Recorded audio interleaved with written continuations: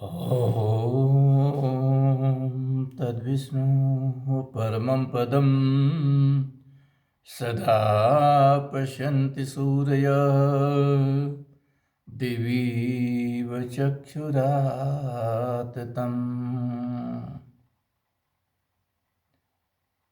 आज का विषय है दान। यज्ञ दान तपः कर्म न त्याज्यम कार्यमेव च।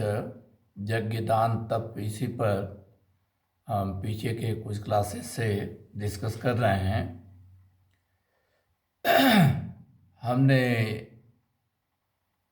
यज्ञ पर बात की। पिछले क्लास में हम देव पर बात की, देवताओं पर।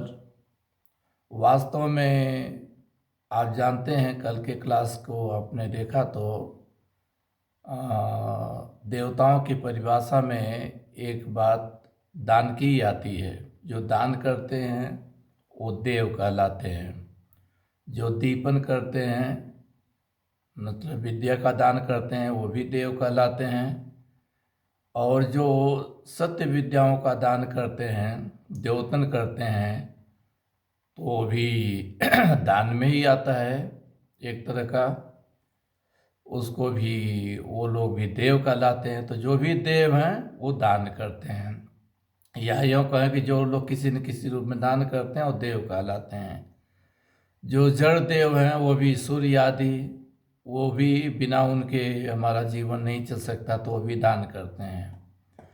तो हम सभी को भी दान करना चाहिए। आज ये सब्जेक्ट इसलिए मैंने लिया है क्योंकि आज के दिन अगर हम किसी से बात करते हैं कि हमको जो भी हम अर्निंग करते हैं उससे कुछ पार्ट दान जरूर करना चाहिए, तो बहुत से लोग ये कहने लगते हैं कि हम तो दान नहीं करेंगे, हमने अपने पुरुषार्थ से कमाया है, हम दान क्यों करें। हमने कमाया है, अपनी मेहनत से कमाया है, तो हम इसका उपभोग करेंगे।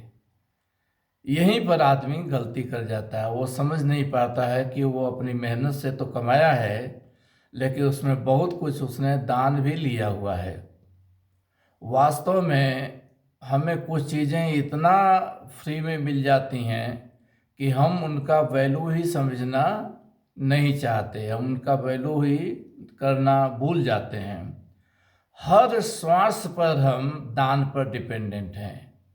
हवा हमने तो बनाई नहीं है, हवा किसी ने हमें दी है। अगर कोई भक्त कहेगा परमेश्वर ने हवा बनाई है, परमेश्वर ने सारी सृष्टि बनाई है।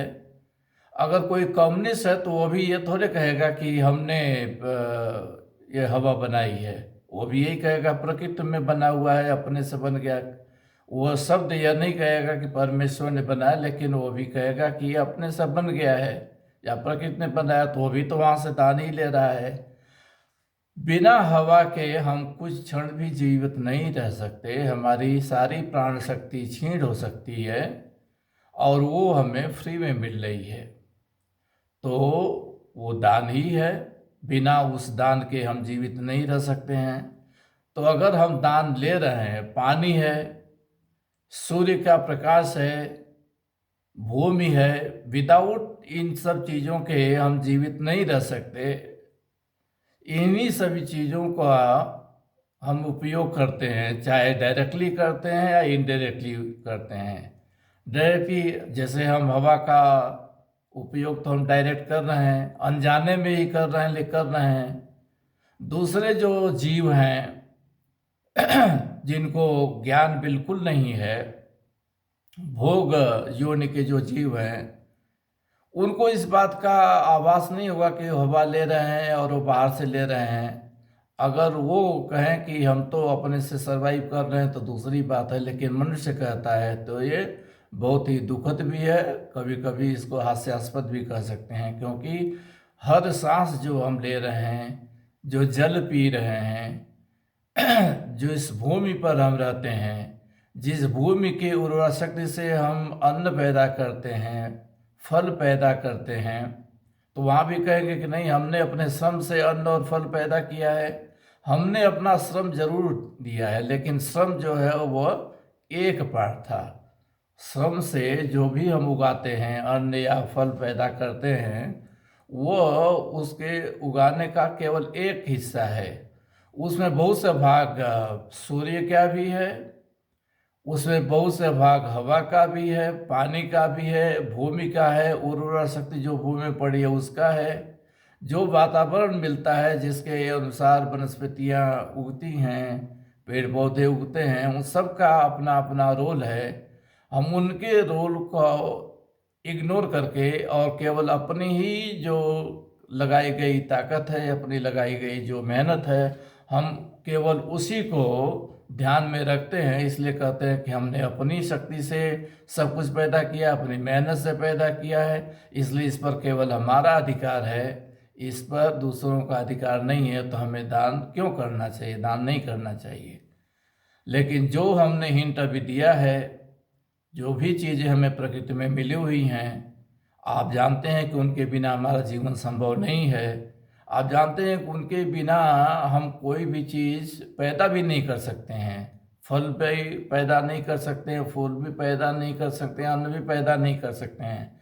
तो हर जगह से हम दान ले रहे हैं, जाने या न जाने, और इसलिए हमारा भी फर्ज बनता है कि हमारे पास जो है उसका कुछ हिस्सा हम जरूर दान करें। जो ज़रूरतमंद हैं उनको दान करें। किस किस रूप में दान करें यह भी जानना जरूरी है। अगर हमारे पास कुछ धन है तो हम धन भी कुछ हिस्सा दान कर सकते हैं। हमारे पास कुछ अन्न है तो उसको भी हम दान कर सकते हैं। हमारे पास यदि कुछ ज्ञान है तो उसको भी हम लोगों को दान कर सकते हैं। और ये चीज़ हमारे पास रहते हुए अगर हम नहीं दान करते हैं तो हम कृपण कहलाएंगे, हमारा जीवन व्यर्थ माना जाएगा। यह जब हम भोजन के समय जब हम भोजन मंत्र पढ़ते हैं, अन्नपते अन्नस्य नो देहि अनमिवस्य सुस्मिनः प्रपदातारं तारिसूर्जम नो देहि द्विपदे चतुष्पदे, हम इस मंत्र का जाप करते हैं भोजन के समय, आप जानते हैं। और दूसरा मंत्र है मोघमन्नम विन्दते अप्रचेता सत्यम ब्रवीमि वदित्सतस्य नारीमरणं पुरुषेति नो सखायम केवलाघो भवति केवलादि। इसके अलावा एक बहुत अच्छा गीता का ही मंत्र है, यज्ञ शिष्टासिना संतो मुंचते सर्किल विषयी भुंजते ते त्वगम पावा जे पचंत आत्म कारणात्। तो ये जो 3 मंत्र हमने, एक गीता से श्लोक लिया और 2 मंत्र लिए हैं। गीता का जो श्लोक है, यज्ञ शिष्टासिना संतो मुच्यन्ते सर्वखिल विषयी भुंजते ते त्वगम पापा जे पचंत आत्म कारणात्। ये कह रहा है कि यज्ञ के अवशिष्ट ही हमें प्रसाद के रूप में खाना चाहिए। विदाउट यज्ञ, बिना यज्ञ के अगर हम खाते हैं, यज्ञ करने का मतलब केवल वो हवन करने से नहीं होता है, वो भी यज्ञ है, उसका भी परमार्थिक गुण है। अभी मैं बताता हूँ क्या क्या गुण है। लेकिन एक यज्ञ का अर्थ यही है कि परमार्थ के कारण जो हम दान करते हैं, यज्ञ में ही दान भी छिपा हुआ, तप भी छिपा हुआ है। एक्चुअली यज्ञ, दान, तप, ये 3 शब्द बोलने की जरूरत नहीं, यज्ञ में ही दान और तप भी छिपा हुआ है। लेकिन अधिक क्लैरिफिकेशन के लिए दान और तप को हम अलग से भी बात कर रहे हैं। वास्तव में यज्ञ में ही दान भी छिपा है और तप भी छिपा है। तप की बात तो आगे क्लास में करेंगे, यज्ञ की बात हम कर चुके हैं, दान की बात हम कर रहे हैं। तो जो हम परमार्थिक दान करते हैं वो खुद ही यज्ञ कहलाता है। उसके अलावा जो हम यज्ञ करते हैं, देव यज्ञ जिसको कह रहे हैं, हमने पंच महायज्ञ में आपको बताया देव यज्ञ भी होता है। तो जब देव यज्ञ करते हैं तो हम उसमें आहुतियाँ डालते हैं। आहुतियाँ किस लिए डालते हैं, उसका क्या क्या उपयोग होता है? 2 तरह की आहुतियाँ हैं, एक है मानसिक और एक है जो अन्न से या सामग्री से, सामग्री वाली आहुतियाँ हैं। तो पहले हम सामग्री वाली आहुतियों की बात करते हैं। सपोज हम घी की बात करते हैं। हम घी तो, बिना घी के तो कोई यज्ञ नहीं होता है, कोई देव यज्ञ नहीं होता है। तो देव यज्ञ जब हम घी से करते हैं तो घी से क्या क्या फायदा होता है। किसी ने एक बार हमें कहा था कि मूर्ख आदमी है, घी को जला करके बर्बाद कर देता है राइट यज्ञ के बहाने। अच्छा होगा कि वह एक चम्मच घी किसी को दे दे और खा ले उसको, राइट, उसको फायदा होगा, शरीर को फायदा होगा। ऐसा कहने वाले इसलिए कहते हैं क्योंकि उनको पता ही नहीं कि हम किस किस तरीके से ऊर्जा ग्रहण करते हैं, हमारा शरीर किस किस तरीके से ऊर्जा ग्रहण करता है, अनजाने में ही सही। लेकिन आज जब ध्यान देंगे तो पता चलेगा कि हर श्वास जो लेते हैं उस श्वास के साथ भी हम एनर्जी लेते हैं, सूर्य से भी हमें एनर्जी मिलती है। हमारे पास तरह तरह के कहते हैं 19 तरह के मुख हैं, किसी क्लास में बात करूंगा। तो कम से कम इतना तो आप जानते हैं कि हम खाना खाने जाते हैं तो खाने के पहले ही सबसे पहले हम सूंघते हैं, जिसका हमें आभास भी नहीं होता है, अनजाने में हम सूंघते हैं लेकिन सूंघते जरूर हैं। तो जिस घी को आप कह रहे हैं कि हम हवन में डाल करके बर्बाद कर दे रहे हैं, वास्तविकता है कि बर्बाद नहीं कर रहे हैं, उस घी को कई गुना उसकी एनर्जी को बढ़ा रहे हैं, उसकी ऊर्जा को कई गुना बढ़ा सकते हैं। एक चम्मच घी को अगर अग्नि में हम दाह करते हैं, हवन करते हैं, तो 100 लोग बैठे हुए आसपास सबको उसका राइस सुगंध मिल जाएगी। 3 तरह की आहुतियाँ होती हैं, केवल घी नहीं है, और भी आहुतियाँ डाली जाती हैं। ये आहुतियाँ 3 तरह की होती हैं। एक है सुगंध कारक, एक है पुष्टि कारक, और एक है औषधि कारक। 3 तरह की आहुतियाँ होती हैं जो हम डालते हैं, उनका रिजल्ट 3 तरह का होता है। कुछ आहुतियाँ सुगंध कारक बन जाती हैं, कुछ का आहुतियाँ जो हैं औषधि कारक बन जाती हैं, और अन्य पुष्टि कारक बनती है। घी जिसको आज्य कहते हैं संस्कृत में, वैदिक भाषा में, इसका 3 गुण है, इसके अंदर 3 गुण है। ये सुगंध कारक भी है, पुष्टि कारक भी है, और ये औषधि कारक भी है। अगर हमारे आसपास का वातावरण शुद्ध नहीं है, हमारे आसपास का वातावरण पुष्टि कारक नहीं है, हमारे आसपास का जो वातावरण है अगर वो औषधि कारक नहीं है, तो आप कोई भी खाना खाएं आप बीमार ही पड़ेंगे। उसका एक उल्टा ही असर हमारे ऊपर पड़ने जा रहा है। तो इस तरह से यह न समझें कि जो हम यज्ञ में आहुतियाँ डालते हैं वो बर्बाद करते हैं। वास्तविकता यह है कि उसकी ऊर्जा को कई गुना हम बढ़ा देते हैं, और ये ऊर्जा जो बढ़ाते हैं वो पूरा का पूरा परमार्थिक होती है। क्योंकि जब हम हवा को शुद्ध करते हैं, उसको सुगंध कारक बनाते हैं, उसको पुष्टि कारक बनाते हैं, उसको औषधि कारक बनाते हैं, तो केवल अपने लिए नहीं करते हैं, हमारे आसपास में रहने वाले ये सभी चीज़ें, सभी एनर्जी फील्ड बाह्य हवा में जा कर के बहुतायक को फायदा पहुंचाती है, बहुतायक के लिए यह लाभकारी होती है।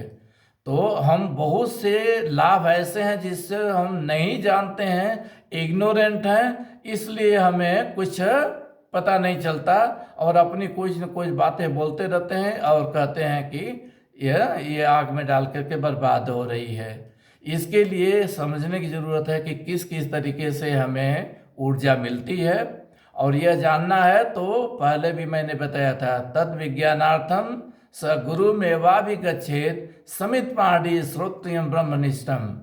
हाथ में समिधा लेकर के श्रोत्रिय ब्रह्मनिष्ठ गुरु के पास जाना, तब जाके पता चलेगा कि हम किस किस तरीके से ऊर्जा लेते हैं और किस किस तरीके से ऊर्जा का वितरण भी हमारे आसपास में, हमारे वातावरण में होता है।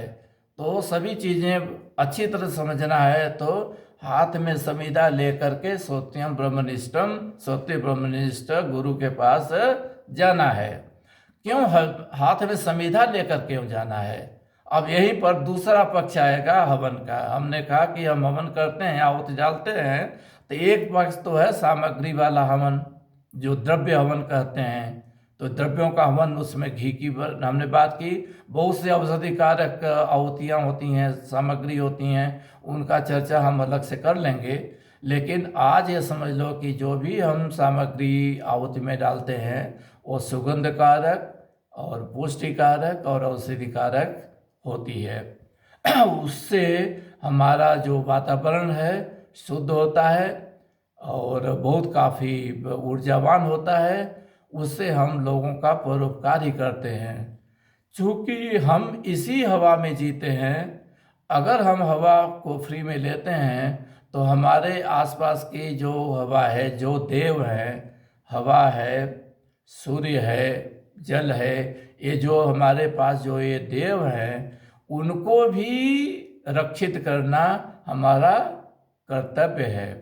हम उनका अगर अपने लिए यूज करते हैं तो साथ साथ हम कहीं न कहीं दुर्गंध भी फैलाते हैं। कहीं कहीं हम उनमें कुछ न कुछ ऐसी चीज़ें भी डालते हैं जो अनुकूल वातावरण के नहीं हैं। उनको अनुकूल करने के लिए ये यज्ञ करना बहुत ही ज़रूरी है।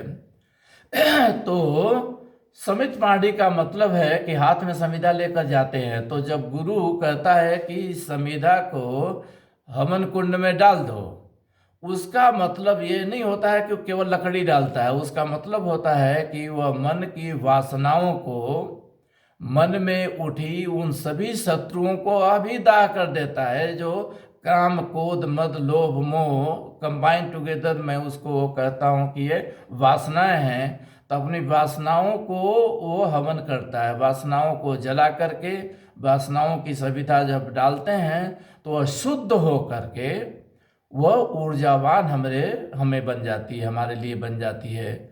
वो ऊर्जा जो है ऐसी बनती है जो परोपकारार्थ होती है, सर्वहितार्थ होती है, स्वयं के हितार्थ भी होती है। तो इसीलिए कहा था कि जब हम गुरु के पास जाते हैं, सोती ब्रह्मनिष्ठ गुरु के पास जाते हैं, तो समित पाणी हाथ में समिधा लेकर जाना चाहिए।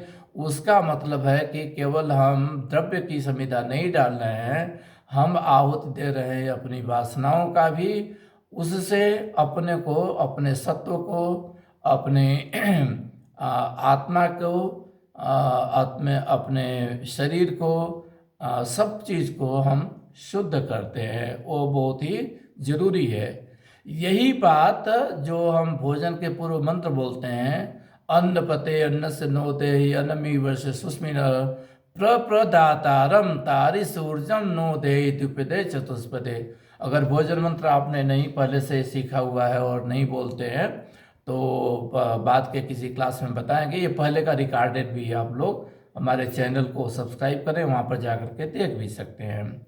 तो ये दातारम ये कहता है कि जो अन्न का स्वामी है, जो अन्न हमें प्रोवाइड करता है, अन्न हमें देता है, जिसके आधार पर द्विपदे चतुष्पदे सभी तरह के प्राणी जीते हैं, ऊर्जावान होते हैं, उसका यह कर्तव्य भी है कि वो अन्न का दान करे। बिना अन्न के दान, क्योंकि अन्न का जब दान करेगा, अन्न उसको मिला है तो उसकी केवल सामर्थ्य से नहीं मिला है, उसने बहुत कुछ भाग उस अन्न को उगाने में, उस फल को उगाने में बहुत कुछ भाग प्रकृति का भी है, हवा का भी है, पानी का भी है, सूर्य का भी है, जमीन का है। तो ये सभी परोपकारार्थ काम किए हैं और उनके द्वारा हमें अन्न मिला है, तो उनका भाग हमें दान करना जरूरी है। जो ज़रूरतमंद है उनको देना है, जो ज़रूरतमंद है उनको देते हैं। हवन के माध्यम से हम सबको देते हैं, क्योंकि हवन के माध्यम से हम अपने वातावरण को शुद्ध बनाते हैं, पौष्टिकारक बनाते हैं और शुद्ध औषधि कारक बनाते हैं। दूसरा मंत्र भी बोलते हैं, उसमें भी यही बात बताई गई है। मोघ मन्नम विन्दते अप्रचेता सत्यम ब्रवीमवति तस्य नारिमणम उष्यति नो सखायम रहे केवलागो भवति केवलादि। वो व्यक्ति जो भोजन पकाता है और केवल अपने लिए खुद खाता है, किसी और को नहीं देता है, वो मोघ रहित, मोघ मतलब वो पाप को खाता है, पाप का भागीदार होता है। उसका कारण यही है कि उस अन्न को बनाने में हमने बुद्धि विवेक का उपयोग जरूर किया है, अपनी शारीरिक क्षमता का उपयोग जरूर किया है, लेकिन बुद्धि विवेक भी हमें किसी और ने दिया हुआ है।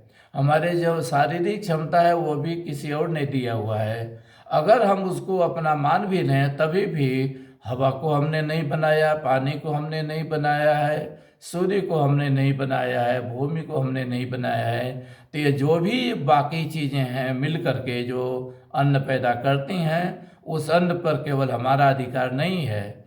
तो जब हम भोजन पकाते हैं और उसका दान नहीं करते हैं किसी न किसी रूप में अन्न का दान करें, सीधे अन्न का दान ना करके जिसके पास धन है पैसा है जो उसका भी दान करें, कुछ पार्ट ही सही लेकिन दान जरूर करें।